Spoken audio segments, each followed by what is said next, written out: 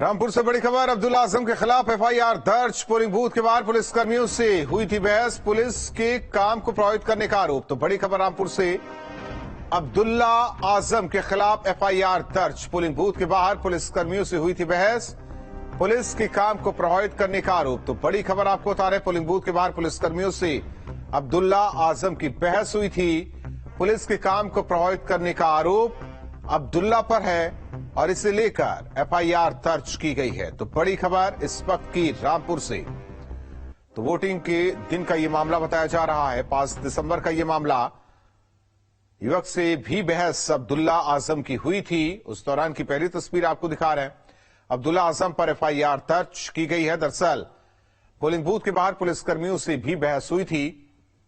Police के काम को प्रभावित करने का अब्दुल्ला पर आरोप है। तो बड़ी खबर आपको इस वक्त की बता रहे हैं। रामपुर से अब्दुल्ला आजम पर एफआईआर दर्ज की गई है। पुलिस के काम को प्रभावित करने का अब्दुल्ला पर आरोप है। वहीं बताया जा रहा है कि पोलिंग बूथ के बाहर पुलिसकर्मियों से बहस भी अब्दुल्ला की हुई थी। तो बड़ी खबर आपको बता रहे हैं इस वक्त की। पुलिस के कार्य को प्रभावित करने का आरोप अब्दुल्ला पर। वोटिंग के दिन का ये मामला बताया जा रहा है।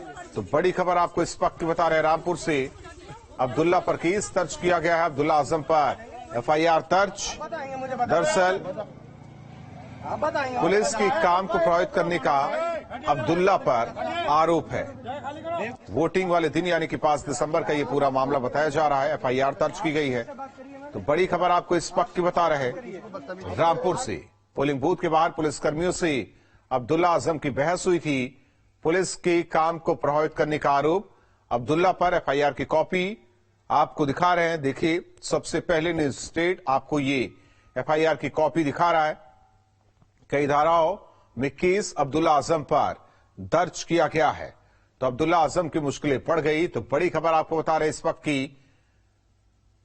तो इससे पहले भी एक युवक से बहस अब्दुल्ला आजम करते नजर आए थे वोटिंग वाले दिन। और वहीं कहा जा रहा है कि पोलिंग बूथ के बाहर पुलिसकर्मियों से भी अब्दुल्ला आजम ने बहस की। पुलिस के काम को प्रभावित करने का आरोप अब्दुल्ला पर लगा। एफआईआर दर्ज की गई। कई धाराओं में एफआईआर दर्ज अब्दुल्ला आजम पर की गई है।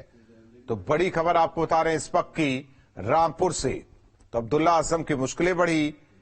पुलिस के काम को प्रभावित करने का आरोप अब्दुल्ला आजम पर।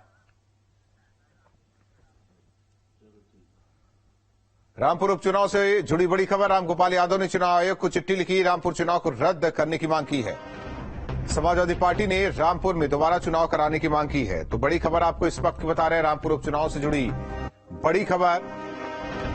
इस वक्त की बड़ी खबर आपको बता रहे हैं। रामपुर उपचुनाव से जुड़ी रामगोपाल यादव ने चुनाव आयोग को चिट्ठी लिखी है, जिसमें मांग की गई है कि रामपुर विधानसभा उपचुनाव में वोटिंग हुई रद्द किया जाए ये चुनाव और दोबारा चुनाव कराया जाए। तो बड़ी खबर आपको बता रहे हैं इस वक्त की। लगातार रामपुर विधानसभा उपचुनाव को लेकर समाजवादी पार्टी हमलावर है। सरकार पर, पुलिस प्रशासन पर। अब चुनाव आयोग से रामगोपाल यादव की मांग है कि रामपुर उपचुनाव को रद्द किया जाए, दोबारा वहां चुनाव कराया जाए। तो बड़ी खबर आपको बता रहे हैं इस वक्त की। रामगोपाल यादव ने चुनाव आयोग को चिट्ठी लिखी है। चुनाव को रद्द कराने की मांग की गई। तो समाजवादी पार्टी ने रामपुर में दोबारा चुनाव कराने की मांग की है। बड़ी खबर आपको इस वक्त की बता रहे हैं। रामपुर उपचुनाव से जुड़ी बड़ी खबर। हालांकि इससे पहले समाजवादी पार्टी के आसिम रजा ने भी कहा था कि काउंटिंग को रोका जाए। आसिम राजा ने क्या कुछ कहा था, आपको सुनवाते हैं। मुसलमानों के वोटों पर डाका डाला गया, पर्चियां फाड़कर बूथों के अंदर जाने से रोका गया। मतदाताओं के पोलिंग स्टेशन तक पहुंचने के तमाम रास्तों पर बैरिकेडिंग लगा दी गई, पुलिस पिकेट खड़ी कर दी गई। ऐसा खौफनाक मंजर, ऐसी बर्बरता, ऐसी इंसानियत दुश्मन हरकतें और प्रशासन की अपने ही शहर के शहरियों और मुसलमानों के साथ इतनी नफरत शायद तारीख ने कभी नहीं देखी होगी। चुनाव आयोग को एक्शन लेना चाहिए। चुनाव आयोग का काम ही यह है कि फिर चुनाव कराने से क्या फायदा। 5%, 6% पोलिंग करा के किसी मैं आपको लिस्ट दिखाऊं किसी मतदान स्थल पर जो नगर के मतदान है जो मुस्लिम बहुल क्षेत्र है, कहीं 5 वोट पड़े, कहीं 3 वोट पड़े, कहीं 6 वोट पड़े, कहीं 8 वोट पड़े। गुरुवार को यूपी उपचुनाव के नतीजे आने हैं 3 सीटों। मैनपुरी के साथ रामपुर और खतौली की चुनाव परिणाम कल घोषित होंगे। वहीं नतीजे से पहले विपक्ष अभी से ही हार का डर सताने लगा है।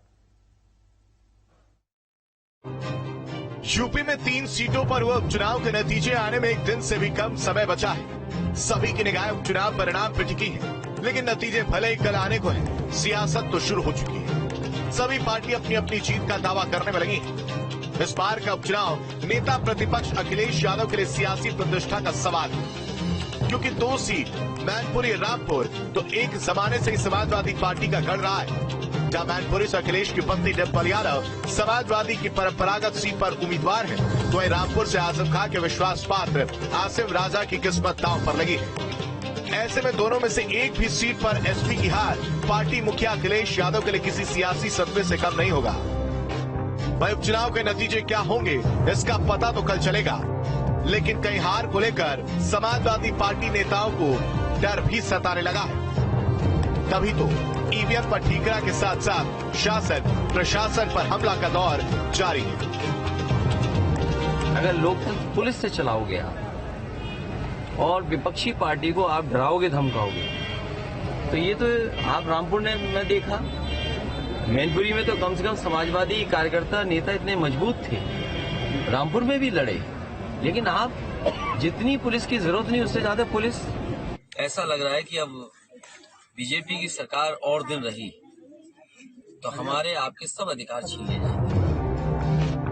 इस बीच उपचुनाव में कम मतदान ने समाजवादी पार्टी की चिंता बढ़ा दी है। तभी तो चुनाव आयोग भी अखिलेश यादव के निशाने पर है। भारतीय जनता पार्टी धोखा, साजिश, फरेब, झूठ और जिस तरीके का काम रामपुर में देखा, आपको घर से नहीं निकलने दिया। अगर घर से निकले आप तो अपमानित हो गए, आपको लाठी मारी गई, आपके हाथ पैर को नुकसान पहुंचाया गया। तो अगर लोकतंत्र में इलेक्शन कमीशन का काम ये होता है कि वोट ज्यादा से ज्यादा लोग डाले जाकर, लेकिन इलेक्शन कमीशन भी कोई सुनवाई नहीं कर रहा था। पूरा प्रशासन शासन इस बात के लिए लगा था कि वोट लोग न डाल पाए। उधर एक और जहां अखिलेश यादव चुनाव में धांधली को लेकर हमलावर है, वह प्रचंड जीत का दावा भी कर रहे हैं। ऐसे में सवाल यही है कि अभी तो नतीजे भी नहीं आए, फिर अखिलेश यादव ईवीएम और प्रशासन को दोषी क्यों ठहराने में जुटे हैं। Team news state.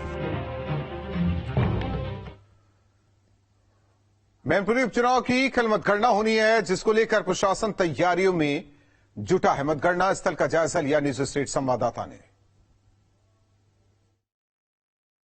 Mainpuri Lok Sabha seat की मतगणना के लिए प्रशासन के द्वारा तैयारियां पूरी कर ली गई हैं। आपको बता दें, यहां से समाजवादी पार्टी से डिम्पल यादव प्रत्याशी हैं, वहीं बीजेपी ने रघुराज साहब को यहां से उतारा है। प्रशासन के द्वारा तैयारियां पूरी कर ली गई हैं। किस तरीके से बैरिकेड लगाए गए हैं, यहाँ सुरक्षाकर्मी तैनात रहेंगे, किसी को अंदर नहीं जाने दिया जाएगा।